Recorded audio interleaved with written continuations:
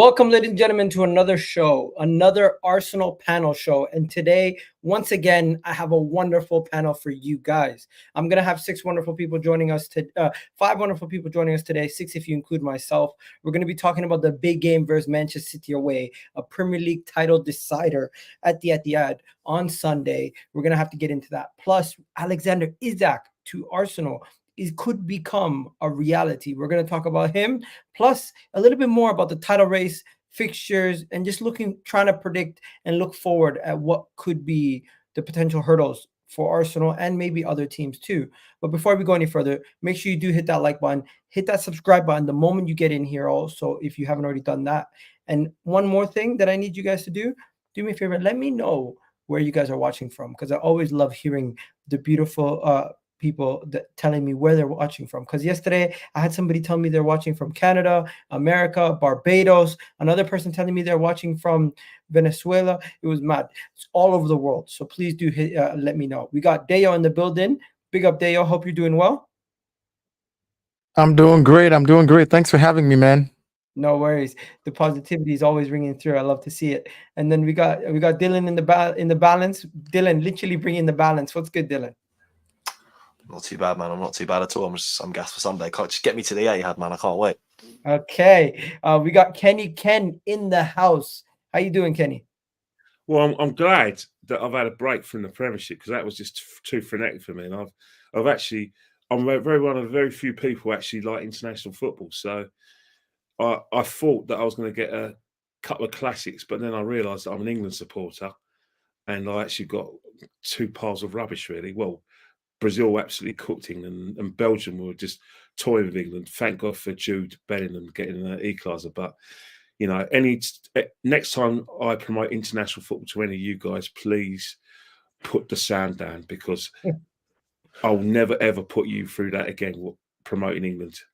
You know what? Since this is an Arsenal panel show, maybe we should start with the actual Arsenal players and how they did on international duty. I'll give you guys a quick rundown on what each player did and how they did, because we did have quite a few players on international duty. Now, did you guys end up catching any of the players? Because we know Kai Havertz. You probably watched Kai Havertz. You probably watched Declan Rice.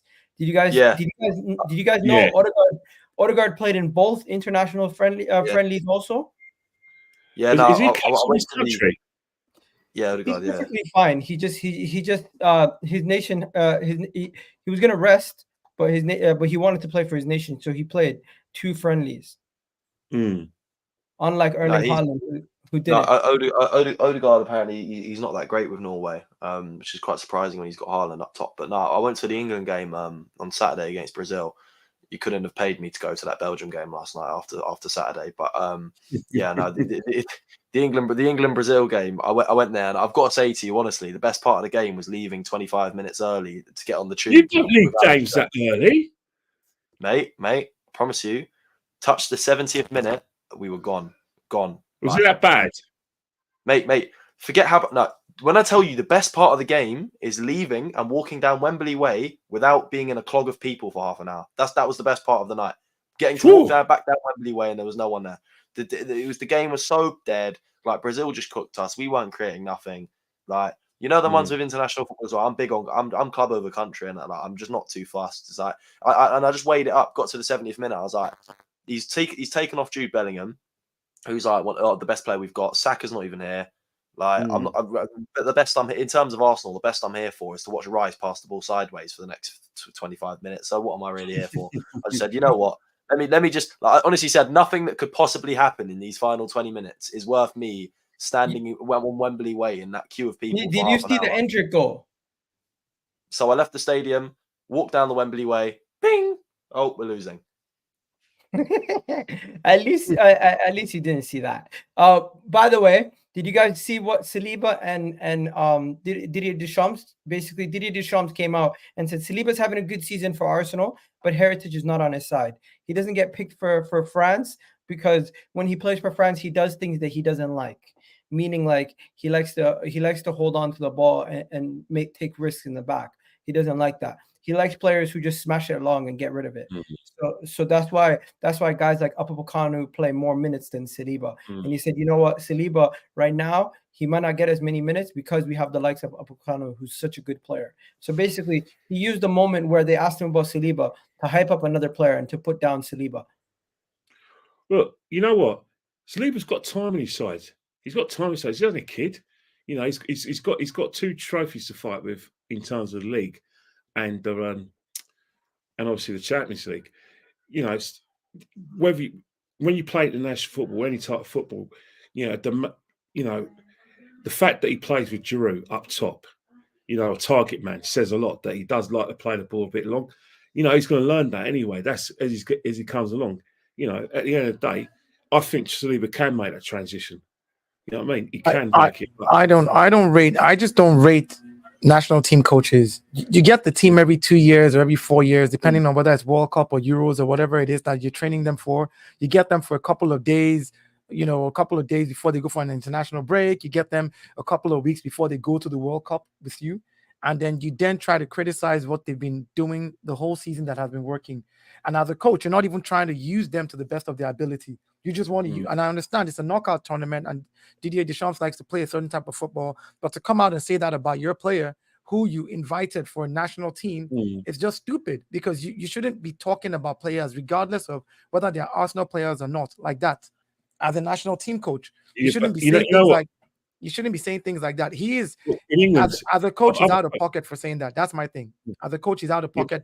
All he could have said was, we have 3-4 other, you know, top defenders who have been in the game, a little more experience than he has, and we know that he's playing well with Arsenal this season, but we would like to just get him in there. Eventually he'll get more minutes. Done. Look at what One Touch says. My guy Kunle. Yo, Kunle, message me, bro, if you want to jump on. He says, as far as I'm concerned, I'm not French, I'm Arsenal. Let Didier Deschamps continue. We are fighting for major trophies. Keep it up, Didier. Couldn't care less. He's right. He's right. But you know what? I don't know. The top thing is, in England, Southgate would have just swerved that and would have been a bit nice in that. But that's how they are in French. Deschamps, he's had problems with so many players. He's had problems with Nasri. He's had problems with Benzema. That's Deschamps anyway. Deschamps' arrogant. He's arrogant because he's got to 2 World Cup finals, won, and he's won the Euros. He thinks he's the but his actions are not good for the players. When the media picks up on stuff like that, the poor kid is preparing his mind for a big game. He gets on social media, or someone is sending him a text message. Look at what they're saying about you. Look at what these things get to these players. People don't realize that just because I was watching an interview with Ben White. When he got his new contract, and he says, I don't watch TV much and I don't really do socials much, like, as you know, like, it's not my thing per se, but I hear this information because you've got family members who are on social media who will screenshot it and text you. You open up that text, you see 4 or 5 different text messages from family members saying, this media said this about you, this person is carrying this. Like, it affects the players as well. And it's stupid of a coach. It's stupid of a coach who's that experienced, who's been to the World Cup, won one, got into the final the second time with all the experience he has in the world and the kind of players he's managed, to turn around and say that about a young player that you're trying to get into your team. That is the dumbest thing the coach can say. Let me just say this. There's not too much more to talk about. Zinchenko got to the Euros with Ukraine. He played both games, got a yellow card early, and got subbed off after 26 minutes versus Ukraine, I think, or came on for 26 minutes, whichever one it was. Odegaard played 79 minutes in the first game, 86 minutes in the second game. KBR played the most minutes. He played 120 minutes versus Wales and qualified to the Euros, and played 90 minutes versus Estonia. Raya only played 45 minutes versus Colombia and was an unused substitute versus Brazil. Declan Rice played 90 minutes in both games for England and captained the side in the second game and got his 50th cap versus Belgium. Kai Havertz scored a goal and created 3 or 4 chances versus France. Versus Netherlands, kind of chilled for 73 minutes and didn't really have a good impact in the game. But overall, he had himself a good international break. And the final person, Jorginho, who played a total of 67 minutes versus Ecuador and 25 minutes versus Venezuela. But there was one story that came out of this whole international break for England. Declan Rice speaking about John Stones, saying, "Oh, he didn't even know he was playing Arsenal in the weekend." What did you guys think about that? Yeah, come off it. Well, who's he trying to kid? Who's he trying to kid? Oh no. So it's mind games. We all know it's mind games now. Come on, this is mind games at its best. And you know what I like? I like the fact that Declan said, "Hey, big game this weekend. Like, are you up for it?" I see everybody wants to play their own mind games. Let's do it too, So, I mean, it is what it is. Everybody, they're gonna follow in Pep's. Pep is the master of mind games. At the last quarter of the season, you all know Pep does this every year. He's schooled his boys. He's trained. He's trained the boys to be like him. So yeah, it's mind games. What do you mean you don't know who you're playing next because you're focused on your England game? Really? You know what people Really? looked at? People on social media, they're gonna be like, he don't rate Arsenal. This is Man City's focus, just their own team, nobody else. They don't care about Arsenal. To me, it's kind of disrespectful. No, it's not. It's not. It's kind of like, yo, imagine if that was. Let me just give you an example. Imagine Ben White said that. So Igal, what would the media say to Ben White if he said that?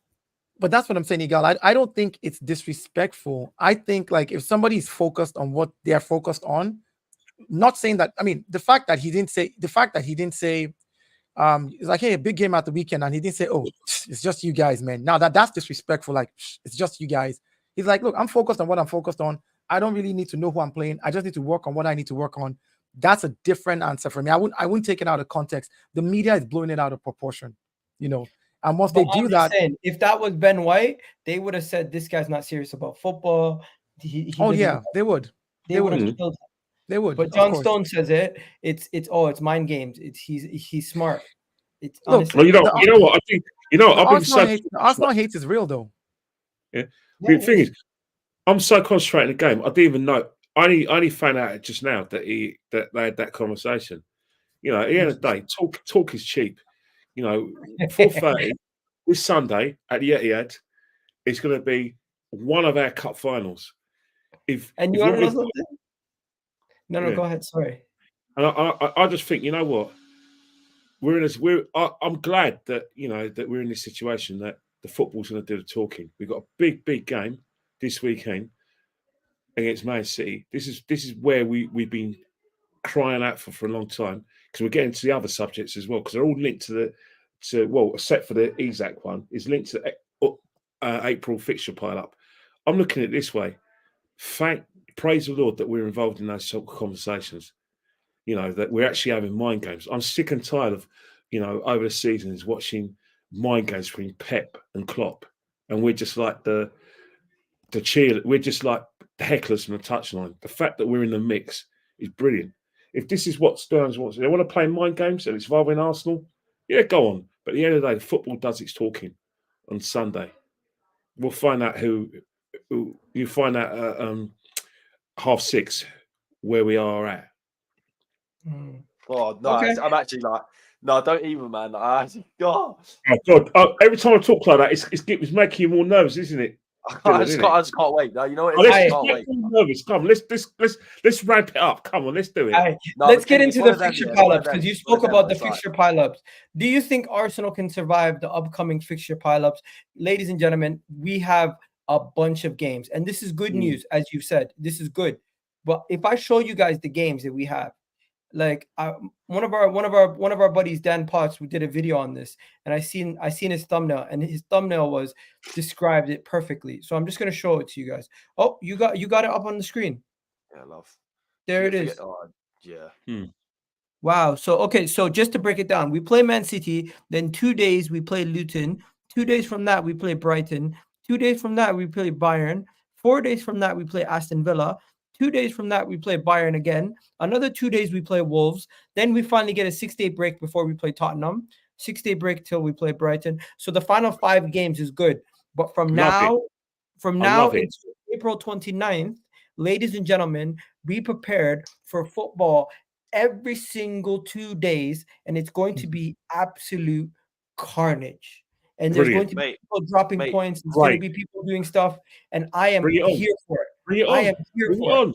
Mate, forget the players, yeah. Forget about the players. My bank account is going to be the one crying, because fucking hell, hey, how many games is that in the space of 8? Do you realize the amount of, like, on those 2 days? I'm not counting game days. We're not putting game days. I literally was thinking about this. I'm thinking, you're done playing today. You get 1 day of rest. You probably get half a day of training the next day. so you can rest, because the day after that you're playing again. And then not to forget, like, games where you have to travel. So you can get 1 day of rest and hit the road the day before the game again, because some of those games are 6 a.m. in the morning for like early games. Could you put that on the screen again for me one more time? Yeah, sure. I just want everyone to actually take this in, guys. What do you think, Dylan, about this? Mate, it's time to open the savings. That's what I think. Hey, it's about to be one hell of a month, like, mate. Like, so what? Compare this rest and this our match stuff. Compare it to Liverpool's here. Oh, look at you, Liverpool. Right? No, but Liverpool only have 1 day between. I know they got 3. They've got 3 days, 2 days, 3 days, 2 days, and we have 2 days, 2 days, 2 days. Yeah, but they're playing Thursdays though. I know, but they also have 4 away trips in 10 days. Look at that. And if you look at Man City's own. In regards to your point, Agal, about how it would work, I think it would be they'd play the game. If it's a 2-day break, I think they'd play the game. I think the next day they'd be back at the training ground. Go back to Liverpool? They'd probably be back at the training ground doing a bit of conditioning. I don't think they'd train. They'd be in there just sort of massages, you know what I'm saying, in and around it, tactics, blah, blah, for the next game. Man City? The next day, they'd be out on a training pitch in the morning, and then they'd probably be travelling up the night before, the same day, just in the evening, probably. I mean, Man City have the easiest schedule. The best schedule is it puts into perspective, yeah. Like, forget like the mental, forget the standard. Like, these footballers, where is the day off in that month? Where is the day off? Well, they're gonna have to put. This is what we've been calling out for. Hey, yo, we need you back. I think we're gonna have to place. You know, the scientists, the manager's got to just have to place more emphasis on rest. He's going to have to. And then this squad that we have, again, it's about players you trust, rotation. We're going to have to use them. You're saying it's going to be rotation. I mean, at the end of the day, what I feel Arteta will do, to be honest, is the very tough games. Just go in there and get the points that you need to get, and get out of there with your best players. Let them go in there, head down, hunker up, do what needs to be done. The other games, no game is easy, but the other teams that we know we can get at, just try to do exactly what you did starting January. Score 3 goals in the first half. You can rest players, and then put. There's only one easy game there. Luton. It's only Luton though. Easy. Apart from Luton, home should be easy as well. But then again, is that in April? Bournemouth, I believe so. That's in May, isn't it? I don't know, to be fair. I thought that whole thing was my bad. But now the Bournemouth should be on the easier side. But then again, like last season, you never know. Honestly, genuinely, I think Luton is going to be. Just come back to the centre. I just think one of them, like, I hate it. Like them games, just. I know we're not perfect. I think that'll be just one of them draws. Look, you know the performance because of the fact that you've got to manage your fitness, you got to manage the players. This beautiful, attractive football we're playing. This is a test for all of us. We're going to see a different side to our team where we're going to have to win games differently. We're going to have to go to that well, and it's a good learning path for the players. You know, last season we were in the league title challenge. This season we've got a bit more experience. We're also in the Champions League, a massive competition where we've got great opportunities. This is where, over the years, players who are not the biggest names or don't play the biggest games, they're the kind of players that can come in and win something for you.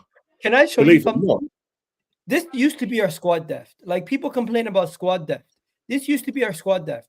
We were looking at Tomiyasu Cedric, White Holding, Gabriel as our only center backs. We didn't even have Saliba them times because he was on loan. Saka, Pepe, Odegaard, ESR, Martinelli was strong. Our midfield was Elneny, Sambi, Partey, Xhaka, Tavares, Tierney, who unfortunately gets injured a lot, and Lacazette and Eddie Nketiah. This was after we sold Aubameyang. Compare this to our team now, night and day. I think people need to understand that we are ready for these kind of. Show the team now. Show it now. The team now compared to what it was then. You've got the sketch for the team now. Let me get it. Let me find it. Because our squad depth now is completely different. Like, I think we're a lot better off, but I still think we're miles off. Our squad depth is really, I mean, and defensively, our squad depth is also very deep defensively right now. With everybody coming back. If you all remember, this time last season, we had a lot of players getting injured. But this season, we have people coming back, and we're in 2 tournaments. We're in 2 trophy challenges or title challenges, as you want to call it. 1 trophy, 1 title challenge. I think what's even more important for me is just rotation. Some of these players, I think, are good enough to go in there, score a goal. Like against the Brighton, if we're 2-0 up and second half starts and we're 60 minutes and there's nothing, they don't seem like it's a threat, hunkering and throwing some defenders, rest a couple of midfielders, rest a couple of attackers, hold it up 2-0, let the game ride itself out. You're at the last tail of the season. You don't want your attackers getting hurt. Neither do you want your defenders getting hurt. Replace Ramsdale for Raya and replace Partey for Jorginho. But this is a much stronger team. As you can see here, our attacking options, we have much more balanced attacking options because we now have the likes of Trossard and Kai Havertz who can also help us and relieve pressure from the attack. Midfield, I know Emil Smith-Rowe and Vieira are not as impactful, but Partey, Rice, Jorginho, we've solved that issue in the 6. We no longer are dependent on 1-6 as a club, where Partey, we were so dependent on Partey to be fit and available that anytime he was out, we fell off as a club. Now we have 3 players. I think we have the most depth in the league in that position. And then you look at our center backs. Obviously, Holding's gone, so ignore that. Just replace Holding with Timber, and then our backline is legit. And Kyrio and Zinchenko. And you have to realize as well, another thing that we have that is good is a lot of the players that we have are like Swiss Army knives. So someone like Leandro Trossard, for example, can play both, down the middle, on the left or on the right. Someone like Nelson can play both on the left and the right. Someone like Tomiyasu can play both left and right as well. Timber can play both left and right. So we have players that can be used interchangeably. So when people say we don't have depth, I'm like, no, we do actually have depth. We just hope that it's just people don't rate those players. They don't realize that these players can interchange. You say people. They take the lead from the manager though. It's not us not rating them. It's that when you go to these games and you see that these guys are not getting on the pitch, that's where we were asked the questions. Because the manager, at the end of the day, he's the one who makes those decisions. If you're not seeing Reece Nelson come on, you're thinking, well, hang on here. We know that he does have that kind of ability. Why are we not using him in those situations? You look at Smith-Rowe. Yeah, Smith-Rowe's come back from injury, but the Smith-Rowe one is where I ask a lot of questions because I look at the Smith-Rowe I think Smith-Rowe's future at Arsenal is literally. That's another show. But can I say something about this? I hear a lot of fans say this about coaches, but yes, coaches do have favorites or like a team that is working. Don't change a winning team, right? Yeah. If your team is doing something right, there's no point in trying to jig it and mess it up. If they're getting tired, then you can got Chelsea fans saying Arteta out now. We've made it, guys. So here's my thing though. The coaching staff and the coaching crew are with these guys training every day before the game. When they don't play them, there's a reason. It's not because they're. It's like I hear it all the time. Why are we playing ESR? Why are we playing Nelson? Is it like they're not fit, or is it because they're not good enough? It's not because of that. It's because you have a team that is doing something right. The plan is working. You're winning the games. I mean, so far so good. We've been winning our games. Why then go and tweak it and throw something in now? If you remember against Bournemouth when we brought in Nelson in the last minute because we needed fresh legs, we needed someone to do something different, and he came in and did the business. The same thing with Eddie in certain games where he comes in and does the business. So I think there's something about understanding like the stamina, cardio of players at a certain point to bring in fresh legs. We're not saying that we're winning. We're not saying we're winning. The questions were asked when we went through that stage over Christmas where we're looking. You had the subs bench, and you had certain players when we were struggling. Fulham away, West Ham, and then Liverpool, where certain players went, hang on here, what's happening? Then you look at the situation extra time. We got through one of penalties, but you look at the bench, you're thinking, well, hang on it, there's fresh legs. Nelson didn't come on? We look at Emil, and that's where we ask questions. We accept it that when things are going right, you don't really need them. And even when we won at West Ham and when we won comfortably against Burnley, Cedric was coming on, to give our players a bit of a break. But what the questions we're asking and where we're trying to mimic our manager is when we're in sort of difficult situations where we're trying to chase a goal or a goal down or try and hit those wins.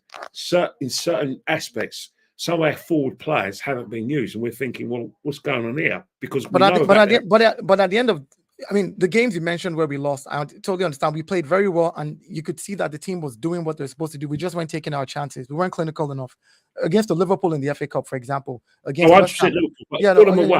Against West Ham, against Fulham as well. But if we look at a game like what's it called? A game like Porto, for example, which everybody took that Porto game and just wants to hammer it down Arteta's head. At a certain point, a coach knows when this game is going to go into extra time. Because you know how your players are tired. So you're like, you know what? Let me wait it out. As long as they don't score, we can put in fresh legs in the extra time. And if we're going to go into penalties, we have to keep the players who can play penalties on the pitch, give them the fresh legs to back them up and make sure that no goal is scored, so that if we do go to penalties, we stand a better chance of scoring because our best players who can play penalties are on the pitch. So there's all of this management as well, where you're like, oh, just bring in people. If they had brought in fresh legs in the second half, and we made it to the penalties in Porto, we would have had Eddie Nketiah on the pitch. We would have had guys on the pitch who we don't really trust their penalties. No, I wasn't really talking about Eddie. I had other players in mind. Once again, we're 30 minutes in almost. I need everyone to do me a favor. We got 187 of you guys in the chat. Hit that like button right now. It's absolutely free. It doesn't cost you a penny. And of course, if you want to submit any questions or anything in the chat, feel free to do so, of course. Now, before we go any further, have you guys seen the stupid rumors on Twitter? Somebody made a rumor that Martinelli had surgery during the international break. I saw it. I don't believe a second of it. It's not true. I don't believe a second of it. So just to give you guys an update, Timber's brother played in an international friendly, and people are like, "Oh my God, Timber's playing." People, he has a twin brother. They look alike. Relax. Timber hasn't played yet, right? And then, of course, Gabriel Magalhaes and all these guys didn't go. But the two people everyone's worried about is Saka and Martinelli. Saka is perfectly fine, ladies and gentlemen. He's going to be fine for that game. The question is, will Martinelli make the game for Sunday? Rumor has it that Martinelli for Sunday's game is still a little bit of a question. So I'm going to just read this right here. The only real question mark is Martinelli. He has a chance to make the squad, maybe on the bench, but Gabriel and Saka are both expected to be available. Martinelli is the only doubt for the game, and of course, Timber is not expected to be starting this game. His first start or his first game where he might be on the bench might be against Luton. So Martinelli, keep him fresh, ready for Bayern. What do you guys say? Yeah, I'd keep him. I'd keep him fresh. I'd keep him fresh. I mean, I think Trossard's been better than him all season. To be fair, I think the amount of goals Trossard's chipped in with and assists. I think Trossard has really bad games and really good games. That's the only thing with Trossard. You don't really know what you're going to get. He's either going to be great or he's going to be awful. Martinelli can be the same, but normally it's kind of in and around the same standard. He's going to cause an amount of problems. He might not score assists, but he will cause problems. But if Trossard has a good game, undoubtedly he's going to be better than Martinelli. But yeah, for me, I'd just play Trossard against Man City. If Martinelli's available, it'd be great to have him come off the bench just like he did in the home game. But yeah, in terms of that problem, I'm not too fussed, to be fair. I mean, at the end of the day, you have to work with what you have as well. Because if the players are injured and this is what you have to work with as a coach, you then have to sit down and say to yourself, what is it that I need to do with the boys that I have to be able to win this particular type of game? Because that's the only way to approach it. Like, I know we love Martinelli, and I have come to the point in my support for my team where I'm like, I don't want to be dependent on any player. I want to be dependent on the fact that the coach can sit down, look at the tools that we have, and figure out a way. There's certain games you would go in knowing as a coach, I'm just going to get a draw because I have injuries here, I have this here, and I have this here. And you can go in there and do the business, because you remember Mourinho's days. There were games where Mourinho knew in the first 25 minutes, score a goal and park the bus. Yeah. Just park it. Like, if that's what you need to do, do what you need to do with the squad. Arteta has proved me wrong too many times already. So you know what? Talking about Arteta proving people wrong, I'm not going to judge him. I think this is the perfect timing to add Brendan. Brandon, mate. Brendan, Sorry, guys. They say lateness is greatness. This is just taking the piss, really. How you doing, mate? Nah, it's all right, bro. We spoke about just to get you caught up. we spoke about Saliba and the international breaks and who played and who didn't play. We spoke about John Stone's stupid remark versus Declan Rice when speaking to Declan Rice, saying he didn't even know he was playing Arsenal. We looked at the fixture pileups, and if you don't know, Arsenal actually have the closest fixtures together out of the three teams. Like, we play every 2 days. City have like a couple breaks where they play 3 games and on and off.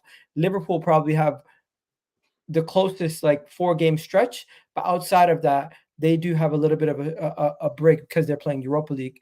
And then we looked at our squad depth from last year. Do you believe we were depending on guys like Rob Holding and friggin' Cedric to be our backups in certain positions last year? It was mental.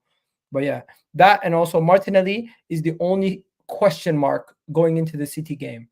So I think since you're here, maybe it's a little bit of a moment to talk about Arteta. What are you saying? What are you saying, Brendan? How you feeling right now with everything at the club? I'm excited. I'm excited for Sunday. Can't wait. If we lose, are you going to be Arteta out? Remember those questions? See, the thing is, right? If we lose, if we lose, I think that's going to be a huge dent in our title race. Massive dent. I'm not going to say that we're out of it, but we see from last season that a big loss like that has a tendency of affecting our confidence.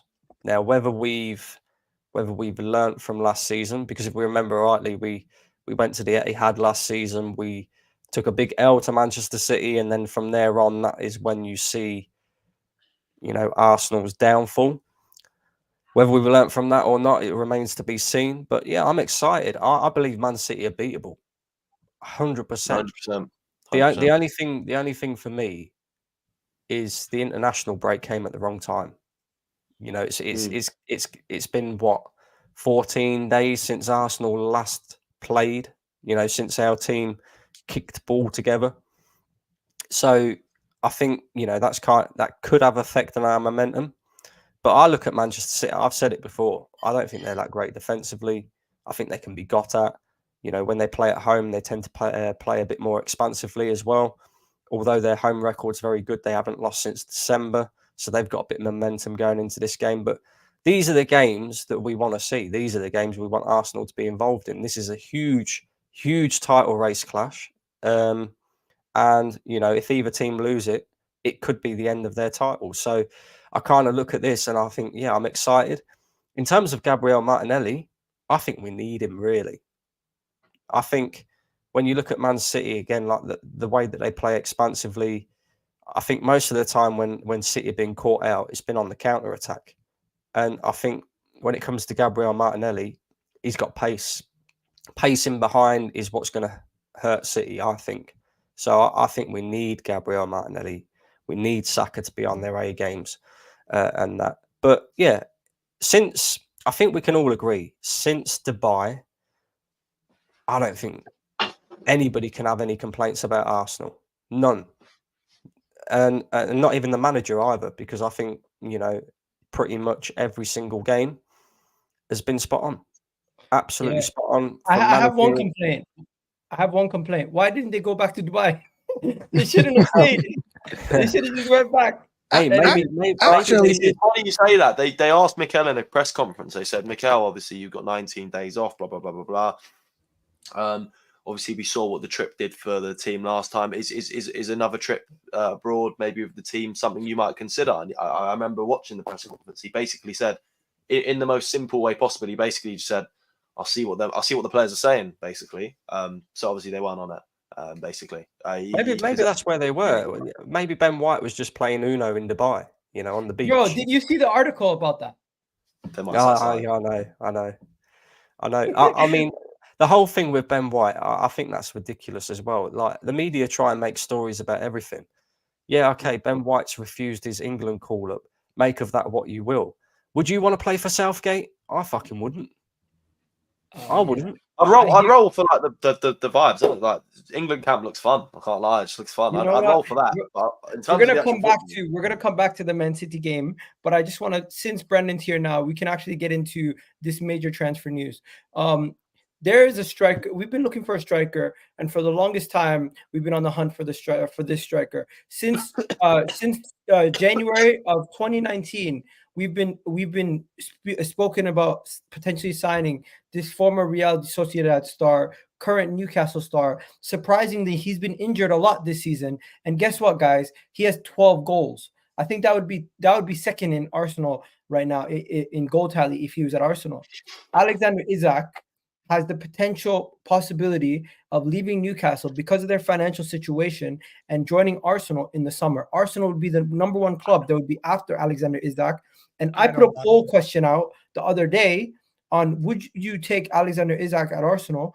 And surprisingly, some Arsenal fans have now said they're moving past Isak and they're not interested in him because of his injuries and because of some other worries. Personally, to me, I think he's a great striker, and I would take him at Arsenal in a heartbeat. I think he's clinical. I think he has pace. I think he brings different dynamics to Arsenal. He can do many things that we would need from a striker, and he's a different type of profile to everything that we have. He's not like Jesus. He's not like Kai Havertz, in my opinion. He's a lot more dynamic in certain areas, like his pace, running at players. In addition to that, he can also do some of the things that they do with the link-up. I would take Alexander Isak in a heartbeat, but it would cost us around 80 million, plus we would be paying this to a Premier League rival. I just want to know. Can I say something there? Like 80 million for us too much. I'm not saying he's not worth it, but in this current market, for that amount of money, you can get another striker, right? Add some more money to it, get somebody else. But we talk about his injury, and Newcastle does not play as intensive as Arsenal does. If he comes to Arsenal and he plays in Arsenal, he will get injured even way more than what he's been injured so far. You can tell, like, look at someone like Partey when he was at Atletico. It was when he came to Arsenal, we started to see him because we used him a lot as well. So he's going to get more injuries at Arsenal than I would expect him to get at Newcastle because of our style of play. So I that's why I'm going to move past him. I'm not saying he's not a good striker. He's a very good striker. If he was not injury prone, I would take him, because I know he'll be fit all season. And if he's fit all season, at least he'll give me 17 to 20 goals if he's fit all season, which is good, coming from him in the team.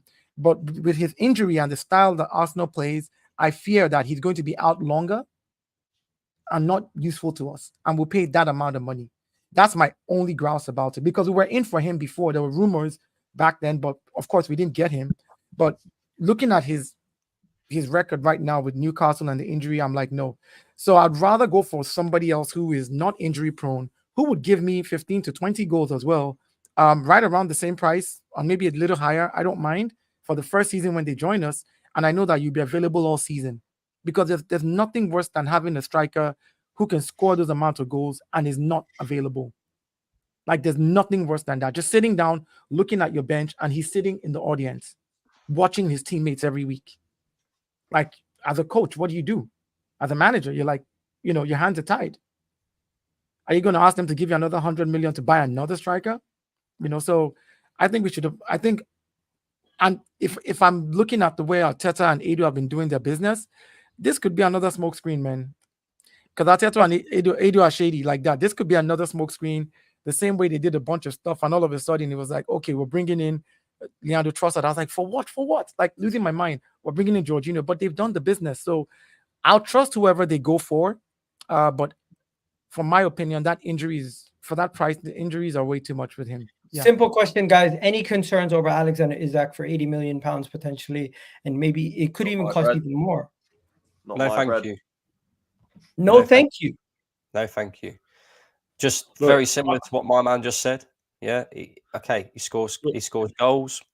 He looks like a decent striker. He'd probably fit into the system quite well with better players around him. He'd probably do even better than what he's doing at Newcastle. But injuries, bro.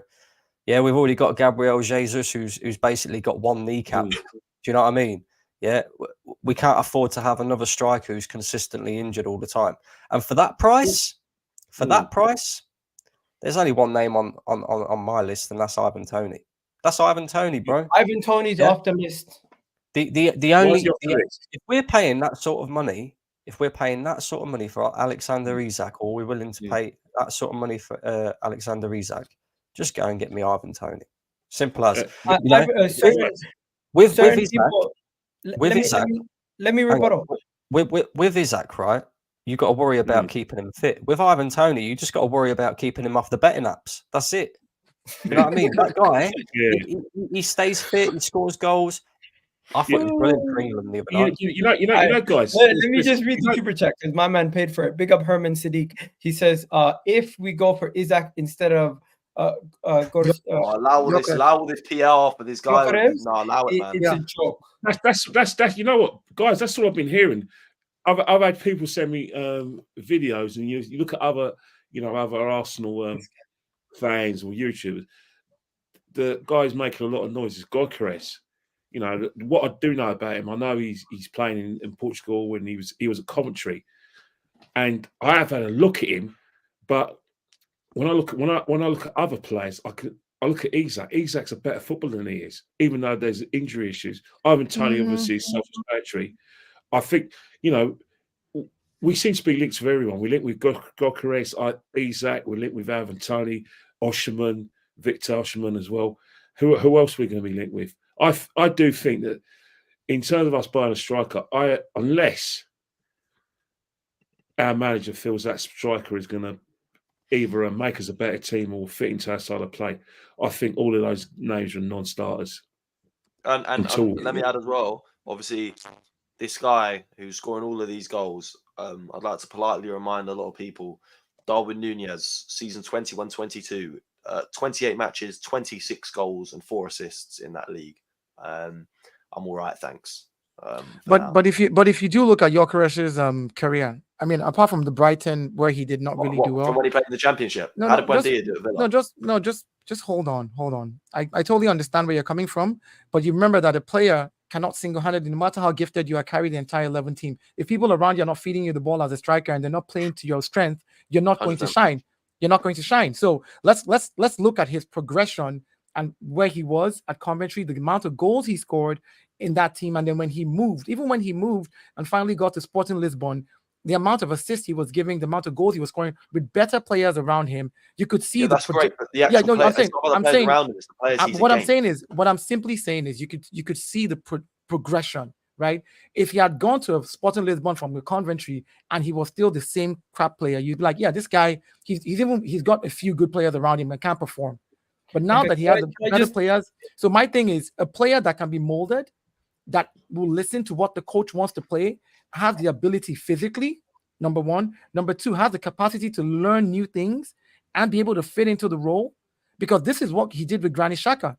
Nobody believed Xhaka would play the way he did in his last season. We didn't believe it, but we saw it with our 2 eyes. So my thing is, I remember what Xhaka said. Xhaka said he had told Arteta he wanted to leave, and Arteta told him, I need to lose some weight. You're going to be playing this particular position. I need your cardio. And Granit said he spent that whole break working on his cardio. So a player that can adapt and that you can fit into a role, hey, let the coaching crew do their thing. As long as we win and we win trophies, I'm just gonna put a nail in the coffin for the Ivan Toney thing. I've been one of the guys pushing the Ivan Toney train. I've wanted Ivan Toney. I know all you guys can probably vouch for me here. You've heard me speak about Ivan Toney numerous times. I've been talking about Ivan Toney for Liverpool to replace Roberto Firmino, and I got laughed off the football terrace. The way these guys were laughing at Ivan Toney them times, it was hilarious. The way that they're not the same player as Ivan Toney. Now, Roberto Firmino, the closest thing to Roberto Firmino is Gabriel Jesus. But but I was saying he would be a decent replacement. Then they end up spending money on Darwin Núñez. I don't know how much you guys rate this guy after what he did with the Thomas Partey thing, but when it comes to what he said Ivan Toney, I don't think his behavior in certain games has impressed the Arsenal hierarchy. Is that it? His behavior in certain games? Yes, really? Yes, it is. It is important. Really? This is why we got rid of Aubameyang and all these other guys, because you don't realize how toxic that thing can be in the locker room. You guys, I mean, we sit on the outside and we want our team to win, and we don't know how much work has to go into keeping them coherent in the back. Yes, I'm telling you, like his behavior. The only time the squad when they were to look at his behavior in certain games is when he played against us. All right. No. Did you see his interview and what he said against his own team, Brentford? Did you see his interview? Like, this is a guy who was talking about. No, hold on. He's playing for I Brentford. half hear that. I half hear that. But then You again, know, it is like Brentford. it's yeah. So if you can do it to Brentford, what makes you think you're not going to come somewhere with that he's same telling- attitude? So a guy's telling the truth. He's telling the truth that Brentford are on the cusp of like he's been there for 3 years at Brentford. You know, it's a worst kept secret that they're only going to sell him for certain prices. Manager says there's been, telling it all and sundry that we're going to have to sell the player to raise funds. What's he supposed to have said? He's been all he's done is being honest. He's been honest about the fact that he wants to play for a big club. How's that? Why would they not be impressed with his behaviour? Are they impressed because he hasn't got referees or he doesn't try in games? I don't understand what Are you saying that Toney? I mean, if you remember what Arteta said when he first came to Arsenal, he talked about his stages, and one of the stages that he really talked about was getting the locker room and everybody coherent and the fans together, not giving room for any negative energy or anything that the players would do to themselves or say to themselves or cause any issues for anybody, because these things are important.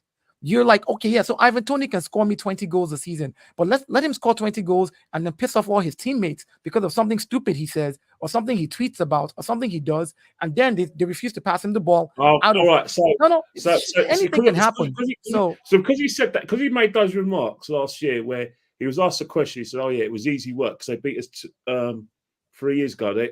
Is it because of that? I don't. Nice kick about the lads. Yes, I don't think it's because of that statement. We can't single-handedly say because of that one thing he said. This is not about Ivan Toney and what he said about Arsenal. This is about Ivan Toney and a lot of things that he has said. Ivan Toney and his attitude in general. Ivan Toney and the things that have surrounded him over his career. I'm not because now it's not just about. And don't forget, this was the same issue with Zaha. They didn't want Zaha because of what he would do out of possession. He might be good on the ball. He might be a good striker. I like the guy. I would want to sign him. But the issue is off the ball, he's not the kind of player Mikel Arteta wants. And in the press conferences and when he's speaking about his own club the way that he is, it is kind of turning people off. I think he needs to stop talking about getting a move and just play his football, and eventually he'll get that move.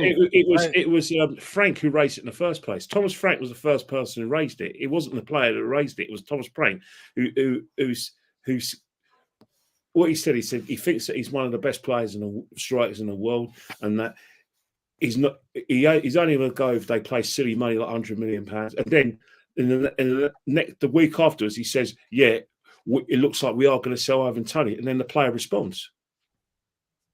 I don't. You know what? It was Thomas Frank who actually brought up the fact when asked about whether the club are going to whether they're going to sell Ivan Toney, where firstly he talks about the guy's attributes, and then he mentioned the fact that he won't go unless there's a certain fee that we mentioned, and then the week after he says it's highly likely we're going to sell the player. So the player himself is just saying, is basically being honest and saying, yeah, I would like to play for a big club.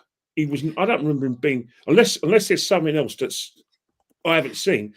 He wasn't. Tony just has look like you can just tell. I'm not gonna spend any more valuable time speaking about Ivan Toney. I like the guy. I've spoken about him so many times. I even did a video earlier today on transfers and other things and updates on things, so you guys can go check that out in the uploads. But let's just get back to the City game because it's such an important game. We need to. How are we gonna beat them? Hey, Gal, how are we going to beat them? Let's actually what have we got to do? Can I ask you guys the first question though? Are we going into the game as fearful of City as we used to be? Nope. Because I think you have to be confident. I'm going into this game a lot more confident. I believe we can go to the Etihad and actually get something. Where before it was, I hope we can get something. That's what it was. Last year, at the back end of the business end of last year, time I actually think we will get something. Yeah. This time is different. Now, what's different to me is 1, City's not playing as well. 2, Arsenal is on great form. 3, I look at certain parts of the pitch and I say, you know what, we're better than them in those areas of the pitch. Where before, I would look at their defense and I would say their defense is impeccable. I think our defense is better. I would look at their midfield and I would say their midfield is the best in the league. I would say our midfield's on par. And then their attack, which has world-class Erling Haaland, outside of him, it's Phil Foden, and that's it. Their attack has been really quiet. Julian Alvarez had a good moment in the season. Bernardo Silva, he always pops up for a goal here and there. You also have Kevin De Bruyne, who's been injured in and out of the team. Doku has not been that good. Jack Grealish has been consistently injured. So you look at that side and you say to yourself, is this a City team that we knew? Because usually City have at least 80, 90 plus goals at this point. We have more goals than them. We have a better defensive record than them. And we are going away. And I think we have one of the best away records also in the league. So with all that being said, I am confident in Arsenal and what we can control. What we cannot control is Erling Haaland coming in there and scoring 2 goals in the first minute and losing the whole game. Only way we lose this game in the fashion that we used to lose it in was if there's an absolute collapse mentally. And I don't believe this team has that mental collapse, that mental hurdle that we used to have. And the main issue last couple of years, we were our own worst enemy. This season, in all the big games, I don't believe we were ever our own worst enemy. I think we've been controlled, measured. I think Liverpool away. That Salah goal was so. But you know something? The most key word is we've been a lot more mature. People said we were too emotional the last couple of years.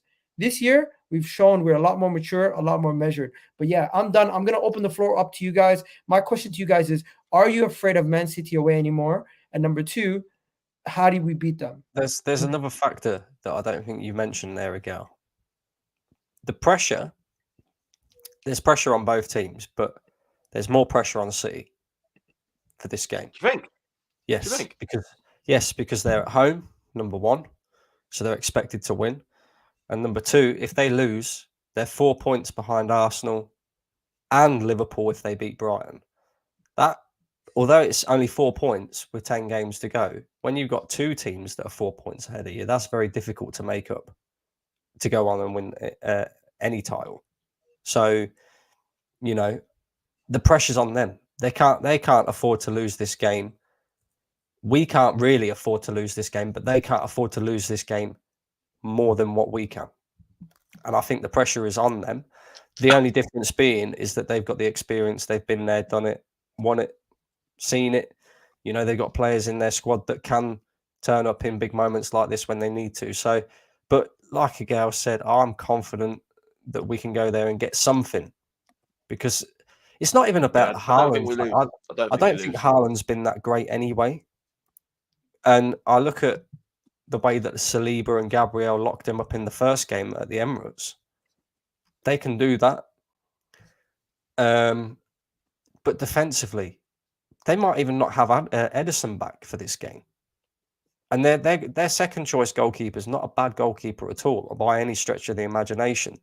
But defensively, you look at teams like Man United scoring against them, and teams that have just not been that great this season, opening them, not just scoring against them, but creating so many chances against Manchester City. I can't remember a Manchester City side that was this exposed defensively under Pep Guardiola. I can't. So I look at that and I think, yeah, we can create chances against these. A lot of it comes down to how we set up. And I think Arteta will probably try and be a little bit more reserved, because I think both managers will be, because the objective would be, okay, don't lose the game. And then it's going to be who takes their chances. But I don't know. It's an intriguing one. It really is. It really is. I mean, the Etihad is a difficult place to go to for any team. That's a given. Like, it's not anybody's birthright to think they can go to the Etihad and win a game. You know what I mean? It's like you could go to the Etihad with your best team and get smoked 4-0. Just because it's the Etihad, and just because it's Man City, just because it's Pep, and because they know what they're doing. But having said that, I don't like to focus on them. I'm looking at this Arsenal team and I'm asking myself, what are the weaknesses that we have as an Arsenal team that Man City can actually exploit? What are those weaknesses? If you go back 2 years ago, mentality was one of them. If you go back a couple of seasons ago, a season ago, defense was one of them when we had injuries in our defense to players. But this season, it seems like we have a bunch of those things a step higher. I would not say at the very almost 100%, but a step higher. Mentality-wise, these boys have showed me that their mentality is a lot more mature than last season. In every game they've played, nobody thought we would be able to nick a point, get 3 points against them at the Emirates this season. At the beginning of the season, nobody thought that would happen. Of course, yes, people are going to say it's a deflection, it's a this, but if you're not shooting at the goalpost, if you were shooting to throw in, would it deflect all the way to the goalpost? It wouldn't. I think mentality is important because I think mentality is important, and yeah, you're right. I think the boys have the mentality. I think the pressure, they're learning on the job as they're going now to realize, look, this pressure is different from last season. This pressure is a 3-horse race, not a 2-horse race. This pressure is not the pressure from last season where we were being chased by Man City and we thought we had a lead and they were, like, oh my God, they're right behind us. Right now, it's if you mess up, Liverpool can go ahead. If they mess up, we can go ahead. Like, there's a whole different pressure right anymore. now. It's not one-on-one. Yeah, it's a free horse. It's a free horse thing. So for me, the most important thing is, and they've so far so good. They've held their own. So far so good. Arteta has done what he needs to do. And I'm going in there respecting them, but not afraid of them. You have to respect them because they're the current champions. They're treble winners. They're a great team.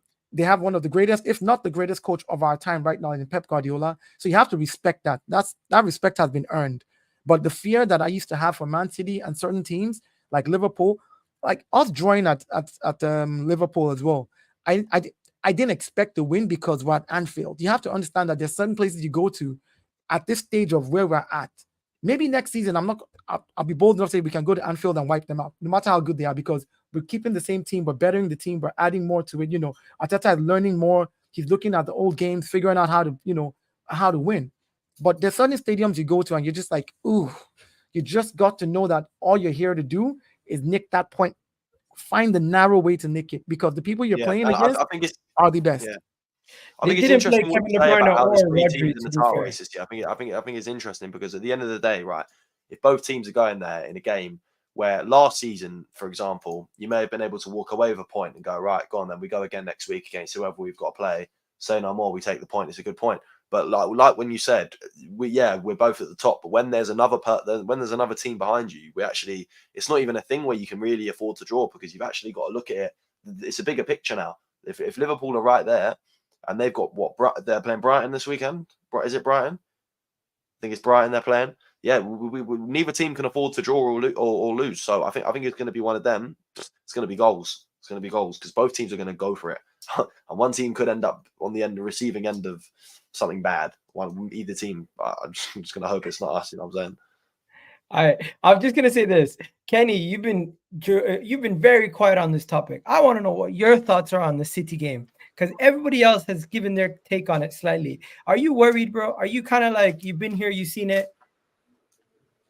You know what? You know about the game. Everyone's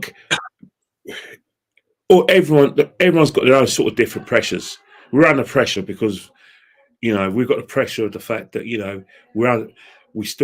people still talk about these great Arsenal sides under Arsene Wenger and George Graham, and this side is under pressure because of last season to win it because of what happened at the Etihad. So we've got our own pressures. Man City are under pressure because of the fact that they're the team to beat. So which team's under pressure? Both teams are under pressure. But in terms of where we're at, I think the advantages of Man City because of the fact that they've been there, done it, and most importantly, they're at home. If this is at the Emirates Stadium, I would basically say that you guys right now we win this game. We won't win it comfortably. We'll win by our goal because of our defence and because we're great at set pieces and we've got some match winners on the side. But at the Etihad, what's that word that Mikel likes to use? We're going to have to suffer a lot. We're going to suffer. There's going to be times we're going to be under really big pressure, from their attack. They can still.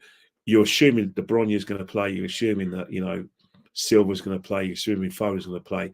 Where defence really has to be on its toes.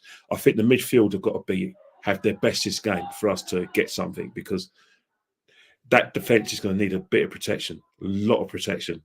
But on the counter attack, this is where I think we can hurt them. I would like Martinelli to play because I think but only a fit Martinelli really, because I think that could be a match winner for us in terms of the outlet from pace. But if we get a draw, we're still in the mix. Even if, because at the end of the day, what is it, 65 points? 60 I'll, points. I'll take it. I'll take a draw. I don't know about you guys. Yeah. I'll take a draw right away because we you know lose every year. Well, you know the situation is that up until the March the 9th, we were 2 points behind Liverpool. We managed to sort of like I said, get in front because they drew against Man City. So it won't be a disaster because we're still in it and we still got a lot of games to make up. Because you look at the opposition Arsenal have to face, City and Liverpool have to face. It's virtually the same sort of opposition. So we're still in the mix. And at the end of the day, a point isn't a disgrace, and we're still going to be a point ahead of City, so we still got that edge over them. But if we win, the world's our oyster. It's not going to win us the league, but it puts us in really good stead.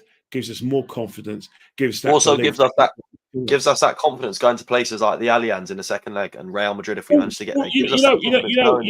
Because when we've had a great 2024, we played fantastic football, won every league game. Now we're in a sort of championship rounds. So when we get into the championship rounds, a win against City it would take off. But there's still 8 games to go. That's the thing. If we beat Man City, there's going to be other hurdles. But United and Spurs away. Take a point hard. Do you know why I think? Do you know why I think we have to win? And a draw ain't going to be good enough, because I actually think we have the hardest fixture list out of the 3. Oh yeah, all 3 of them do. I think we've got to look at it. Liverpool fans think they have the hardest schedule. We think we have the hardest schedule, and City fans think they have the hardest schedule. Everybody thinks they have the hardest schedule. I think in terms of like Brandon's right. It's one of the things where Spurs is not going to be easy because it's a derby. Forget the fact that whether you rate them or not, it's a derby. They're going to be really up for it. Aston Villa, they're so inconsistent. You don't even know what Villa are going to turn up. We could play them and beat them 5-0, or they can nick a point, or even fluke something. So that's an unknown. That's United away. Unknown. And Brighton, I don't know. I'm probably the only one in this panel. Maybe I'm different, where I think, you know what? This isn't the Brighton of last season. I look. The Brighton of last season was a lot stronger. They didn't sell the family. Because of McAllister. Yeah. Plus, they haven't. They're only playing 1 game a week. This Brighton team's played 2 games a week. They sold the family silver. Yes, they haven't lost in the league this year, calendar year, but they're not as strong as they were before. So I do think, we could beat them. Wolves. Man United away. We could beat Wolves. The only one I'm worried about is Tottenham, probably Man United, because, again, they're another team that are just crazy. I don't know what Man United will turn up. All I know is, you guys remember last year we went there, everyone was hyped. Robbie did the Avengers video telling everyone Africa. He's telling people, everyone in Africa, America, get ready. And then we end up getting turned over. Last thing I want that to happen again. But yeah, looking at the fixture, people in the chat are saying Arsenal have the hardest. Can I say this real quick? Sorry. One thing I like about the last few games with Tottenham, like 6 days to be able to prepare for Tottenham. We have 6 days as well to be able to prepare for Manchester United as well. Those games, we would have gotten out of the whole, how do I say? Would have gotten out of the whole, you just put me back on the pan, sorry. Would have gotten out of the whole madness of 2 days. Get players to rest, really sit down for the derby with Tottenham and with Manchester United. We can then at least look at those 2 things. And probably Dale, I'm going to be mischievous with you. I'm going to play with you. I'm going to be mischievous. You're assuming that we won't. So what about when we beat Bayern Munich? We may have that situation. I know we might. Like what I'm saying is at least. What I'm saying is at least even if we beat Bayern Munich, our next set of games are not going to fall in between the Man U and Tottenham games. They're going to be a couple of weeks ahead of that. So the thing when's the first leg? When's the first? Oh, look, we're not in the semi-finals already, but when's the first leg of the semi-finals? Is it the 20? April 7th. I think April 7th or April 9th. The first leg is this. No, the semi-finals. Yeah, When's the semi-finals? Oh, semi-finals is 3 weeks from now. What, the 20th and So 20 from just so I can show you, it's not on here actually, the semifinals. But if you look at it, actually, I know when it is. The semi-final. Semifinals Agnew will be and between Spurs. it will be between Spurs and Brighton. No, the semi-final of the Champions League. Bournemouth. Of Champions League. Yeah, that's right. Yeah, The Semifinals Champions of League Champions semifinals. If we beat Bayern, we will be playing it between Tottenham and Bournemouth after the Oh, right, Tottenham. fair enough. Yeah, so it won't be After the affected. Tottenham game. That's what I was saying. I'm saying like Yeah. so we would have had at least those few days in between, because I think at the tail end of the season like this, those rest days are important and those prep days are very important. Let's stop so, focusing on things that we cannot control. We can control what's happening on Sunday. Sunday we beat City. If we can beat City, we go on to go and win this league, no problem. In my question, if we get a draw, we then need Liverpool to drop points. I think we go with the mentality that we're going to win, because at the end of the day, that's what any team should go in there with. At this tail end of the season, with the way the table is looking, you don't have any luxury of getting a draw or losing. If that happens, you're putting yourself on the back foot. So I believe that what do you think is going to happen? I believe the boys are going to go in there and they're going to win. And I was messing with Patrick and I told him, I said I see us beating them 3-1. It's going to be 2-1 up until the last very minute. They're going to try and do something, and it's going to happen like it did with Liverpool. So you think we beat them? What are you saying, Dylan? You don't seem that confident. Mate, I'm excited. That's it. Literally, you don't seem excited. Mate, I couldn't be more excited. You seem nervous, bro. Hey, Dylan, are you gonna go around Manchester and pick a ticket from the street and get in the grand? Like I've got a ticket, thank you. Yeah. Are you sure about that? Yeah. Don't worry.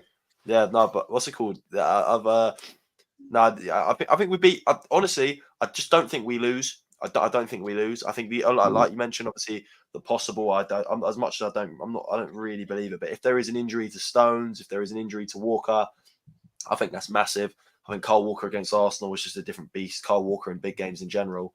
I just think we can get at them, man. I really think we can get at them. Like you said, this time last season we had players dropping like flyers. Now it's a case of we got players coming back. We're only getting stronger. We're scoring 5-6 every week. We're on fire. Like, watching Arsenal has been a pleasure at the moment. Honestly, it's been a pleasure. I mean, I know we've had 19 days off, so I don't know how the players are going to cope with that, especially with coming back into such a big game like this. But at the same time, it's just like the players have to go out there. The players have to be excited too, man. Like it can't be a thing where we go there and we just play like a bunch of pussies. The players have to be. All right, so you break it down. What's going to happen? And of course, I agree with win ways. The match will definitely be tactical, and let's see if Pep Guardiola can outclass us this time, because he has done that in the past. He's not going to change the way he plays. Especially at home. He did against us last year. To be fair, he started playing long balls to Haaland. Because he's got a target man there. But in terms of like, they're going to try and be on the front foot, because at the end of the day they need to strike a blow because of the fact that they're at the point of and they want to impose themselves, because this is the start the time of the year where Man City are in sort of like title winning mode. So they're going to impose themselves. We're going to just be we're going to make ourselves difficult to break down, but we've got to exploit them on this counter attack. 1 second. Before you give me your prediction, Kenny, Dylan's not going to get away with not giving a prediction. What are you saying? Oh, right. I said we won't lose. I need a prediction. Scoreline, Dylan. Score prediction or a result prediction? Result prediction minimum. I think it's just going to be a jarring draw, but at the same time, I believe we can win, but I think it's going to be a jarring draw. Like it's going to be like Anfield in December. Where it's like, yeah, good point, but like, nah, man, like we really could have, or I really wish we just, I feel like it's going to be one of those annoying draws, but like,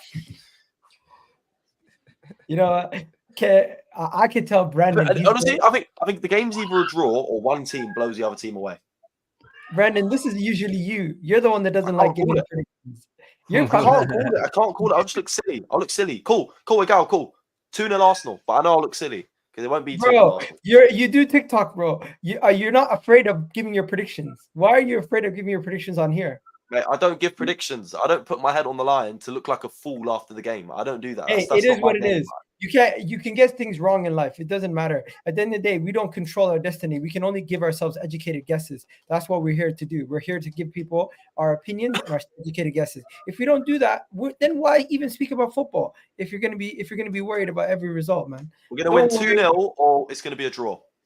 You need to. Yeah, there you go.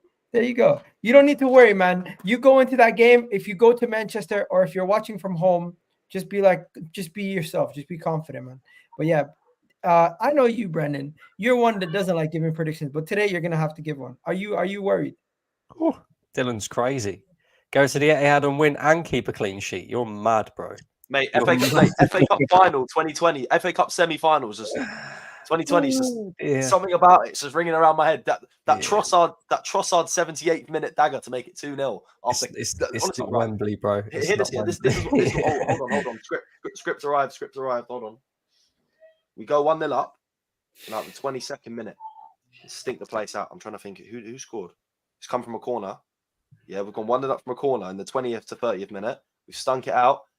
Rode the pressure. Trossard on the break.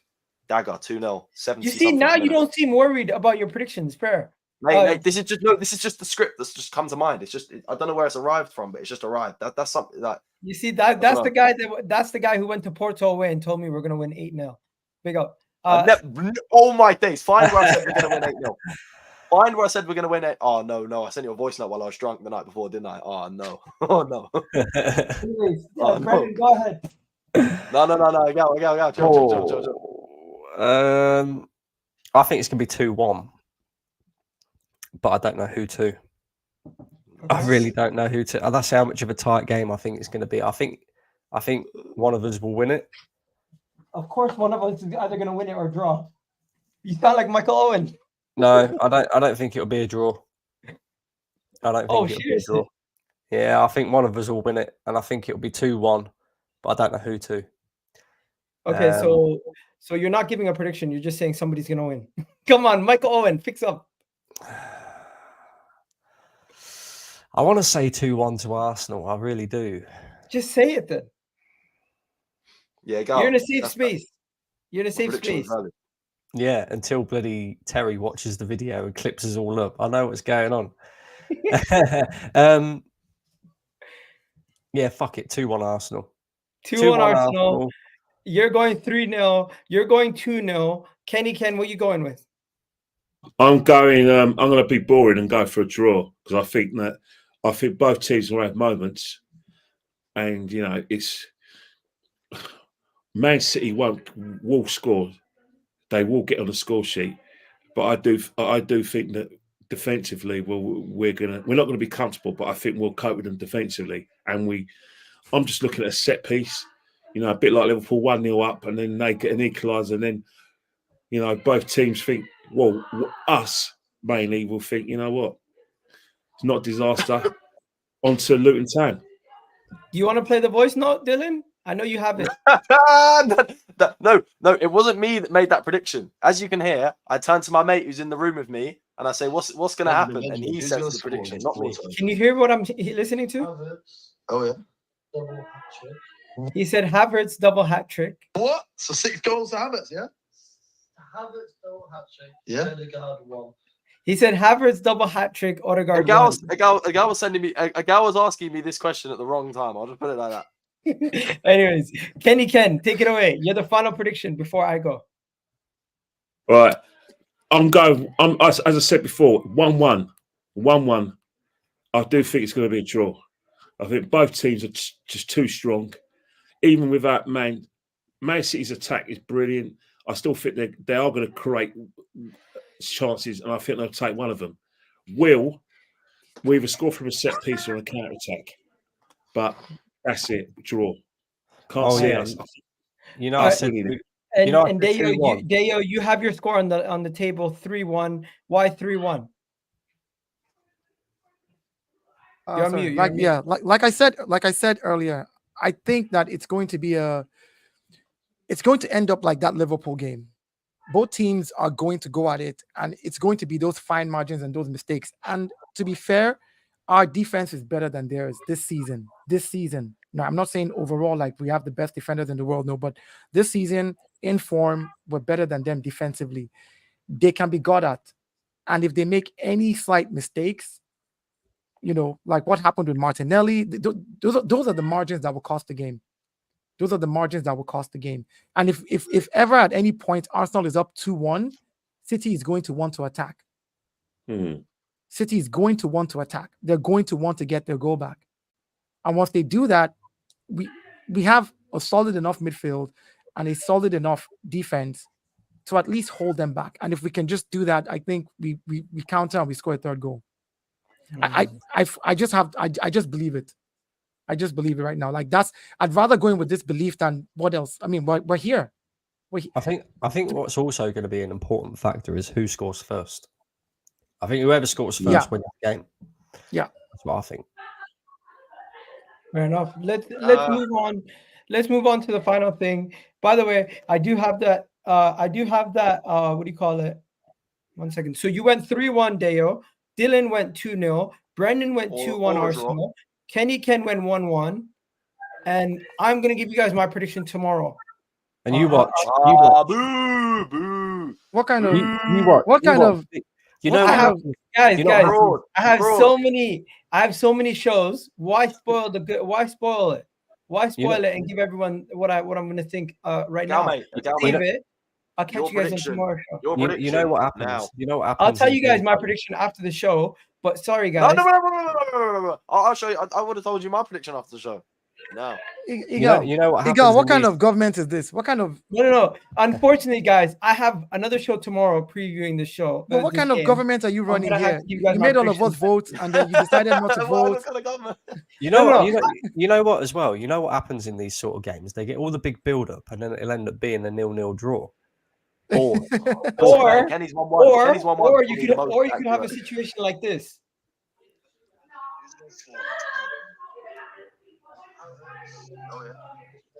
No, turn off. I can't. No. Havertz double hat trick, yeah. No, not the Havertz double. Igal, I will go on my friend's. I'll go on my friend's Facebook page, right, and look for my prediction against Liverpool. The day before the game, I predicted on his page. I made a comment. I said 3-1. He said no, it's never going to happen against Liverpool, but it did. I have that same gut feeling right now, and that's the only reason I said it.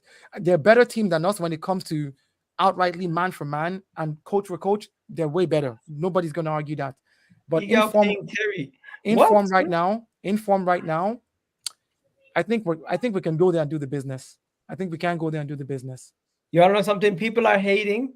People don't like Arsenal. But you want to know something? If Arsenal win and you still try to say we're not going to win the league, stop it. Get some help. Because we're going to do it. I don't think it's as simple as that. Bro, if we beat City, I think we go on to push and win the league. I think if we win the league, it's going to be still a lot of games. Still a lot of games, man. If we beat City, it goes too close. You know what? Don't get me wrong. I think we'll be the favourites. We'll be the favourites. That's all you're getting from me. We're going to be the favourites. Okay. We're going to be the favourites if we beat City. If we lose, we go back to being what? Third? Mm-hmm. Look, you know what? You have to look at it this way, right? If we draw, there's still games where the other teams can drop points. Liverpool can drop points and City can drop points. But the situation is, I think, from a psychological point of view, we're going to be the favourites to win. I don't say we're going to win it because this is going into the last day for me. I really do think it's going to the last day. I agree. I don't see any. Oh, hello. Hello. Big up the little one. Hello. You all right? Big up. Yeah, family, man. Hello. Listen, Daddy's girl. We're gonna need the exact same panel next week. Yeah. Deo, Dylan, Brendan, Ken, whatever happens. So Igal, is it because this Manchester City person decided to? I want this same panel next week. You don't make the rules in this house. Oh wait. This is Igal's house. We can't even do it next week because next week we play Bayern. Yeah, we don't have your time next week. After beating Wait, this Sunday, we're playing Luton next week. We're playing Luton next week. We play Bayern next week. Wait, is Bayern's next Wednesday?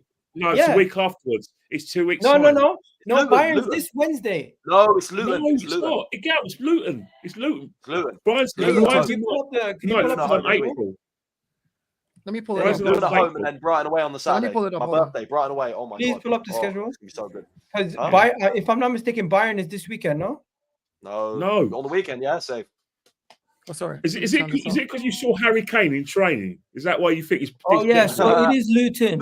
We're playing Luton midweek, and then we play Bayern next week. Yeah, my bad. Yeah. yeah, we've got Brighton on. Yeah, Yo, when do we find out if we won the ballot? What's that? For Are Bayern. you? Have you applied for tickets, Gal? Yeah. What tickets you applied for? I think upper Red Kenny, it'll be red member. red. Oh right. Yeah, but you So got when about, do we honestly, find out? mate, you got about as much chance of playing in that match as you do going to see it with the red ballot. I'll be honest. Like, All right, we're gonna end it here. Big up Brendan. Go check out True Gunner TV. I made sure I put the link in there for you. Deo, you need to send me your link to your channel. And Dylan, I don't know. Do you want to plug your TikTok or what is it? I'm actually back on YouTube now. No, actually, I'm not really. No, I'm just AFC Dylan on TikTok, literally. All right, Just- send me just the AFC links. Dylan. Send me the links after the show, and I'm out of here, guys. You guys have yourself a wonderful day. Hopefully, you guys enjoy it, and I'll catch you guys on the next stream. The next stream I'm going to be on right now after this is I'm going to be on Never a Foul. So please do go check us out on Never a Foul. We're gonna be doing something regarding Arsenal, talking about the title race and everything else. It's gonna be interesting. There's gonna be a bunch of us guys on there. Yeah, go check us out. And big up everybody for watching. I appreciate you guys' love for the show. Watching.